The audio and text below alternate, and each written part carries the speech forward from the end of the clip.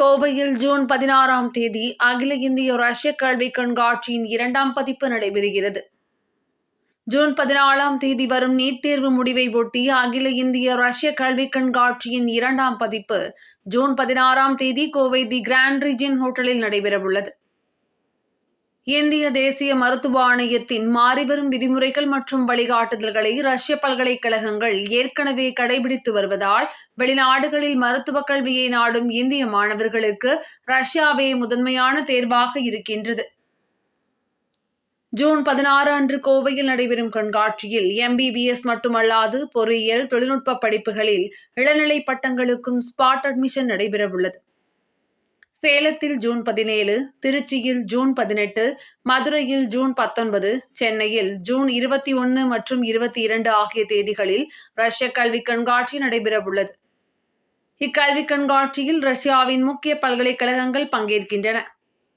தேசிய தகுதி நுழைவுத் தேர்வில் நீட் தேர்ச்சி பெற்ற 12ஆம் வகுப்பு முக்கிய பாடங்களில் குறைந்தபட்சம் 50% மதிப்பெண்கள் பெற்ற இந்திய மாணவர்கள், SC, ST மற்றும் இதர பிற்படுத்தப்பட்ட மாணவர்களை பொறுத்தவரை குறைந்தபட்ச மதிப்பெண்கள் 40% மட்டுமே. ரஷ்ய மருத்துவத்தில் இளநிலை படிப்புகளுக்கும் விண்ணப்பிக்கலாம். தமிழ் வழியில் படித்த மாணவர்களும் MBBS, BE படிப்புகளுக்கும் விண்ணப்பிக்கலாம்.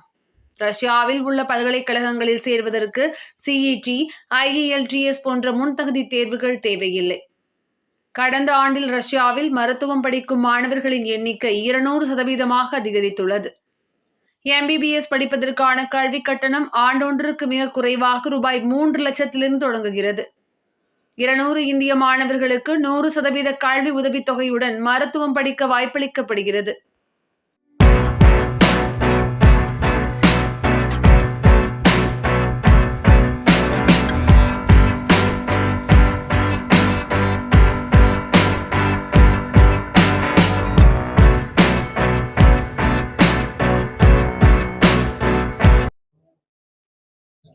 ஸ்டடி அப்ராட் எஜுகேஷன் கன்சல்டன்ஸ் நிறுவனமும் சென்னையில் உள்ள ரஷ்ய கலாச்சார மையமும் இணைந்து ரஷ்ய பல்கலைக்கழகங்களின் கல்வி கண்காட்சி 2ஆம் பாகம், முதல் பாகம் மே மாதம் நடந்தது. 2வது பாகம் இப்போ ஜூன் 16லேருந்து 22ஆம் தேதி வரைக்கும் கோயம்புத்தூரில் ஸ்டார்ட் பண்ணி சென்னை வரைக்கும் நடக்க போகுது.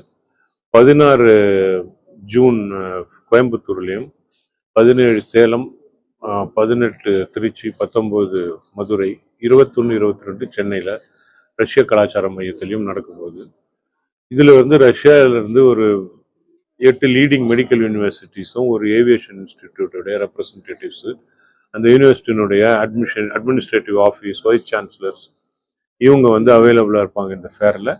அவங்க ஃபேருக்கு வர ஸ்டூடெண்ட்ஸுக்கும் பேரண்ட்ஸுக்கும் தேவையான கோர்ஸ் டீட்டெயில்ஸு, ஃபீஸ் டீட்டெயில்ஸ், அங்கே ஆல்ரெடி படிக்கிற இந்திய மாணவர்கள் இவங்களோட கான்டாக்ட் நம்பர்ஸ் இதெல்லாம் ஷேர் பண்ணி அட்மிஷன் டீட்டெயில்ஸ் கொடுக்கறதுக்கு தயாராக இருப்பாங்க.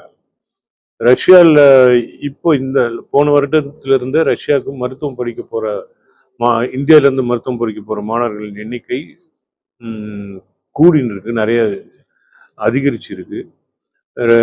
பார்த்தீங்கன்னா 2023 23,000 இந்திய மாணவர்கள் ரஷ்ய மருத்துவ பல்கலைக்கழகங்களில் படிச்சுன்னு இருந்தாங்கன்னா 2024 மாத்திரம் 10,000க்கு மேற்பட்ட மாணவர்கள் போயிருக்காங்க. இந்த வருடம் அதற்கும் கூடுதலாக மாணவர்கள் சேர்றதுக்கு வாய்ப்பு இருக்கு. இது ரஷ்யாவில் இருக்க மருத்துவக் கல்லூரிகள் எல்லாமே அரசால் நடத்தப்படுற அரசு பல்கலைக்கழகங்கள். இதில் நம்ம இந்த எஜுகேஷனல் ஃபேரில் கலந்துக்கிற universities Kazan state medical university, Volgograd state medical university, MEFI இவங்க எல்லாமே பார்த்தீங்கன்னா 20 வருஷத்துக்கு மேலே இங்கிலீஷ் மீடியத்தில் நம்ம இந்தியன் ஸ்டூடெண்ட்ஸ் போய், குறிப்பாக சவுத் இந்தியாவிலேருந்து ஸ்டூடெண்ட்ஸ் போய் ரொம்ப வருஷமாக படிச்சுட்டு இருக்காங்க.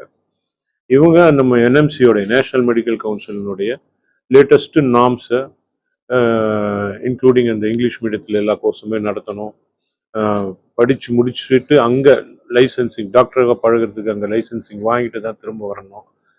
இது எல்லாமே கடைபிடிக்கிற பல்கலைக்கழகங்கள். இதுக்கு கூடுதலாக எங்கள் சைடில் இருந்து இந்த மாணவர்கள் திரும்பி வந்ததுக்கப்புறம் ஸ்க்ரீனிங் டெஸ்டினுடைய பாஸ் பர்சன்டேஜை இன்க்ரீஸ் பண்ணுறதுக்கு 2 விதமாக அவங்களுக்கு கோச்சிங் தரும். ஒன்று இங்கேருந்து ப்ரொஃபஸர்ஸை அங்கே அனுப்பி அவங்களுக்கு வருஷத்தில் 2 முறை பயிற்சி அளிக்கிறோம். ஜூலை ஆகஸ்ட் அவங்களோட லீவ் டைமில் ஆன்லைனில் 8 வீக்ஸ் அதுக்கு உண்டான பயிற்சியும் அளிக்கிறோம்.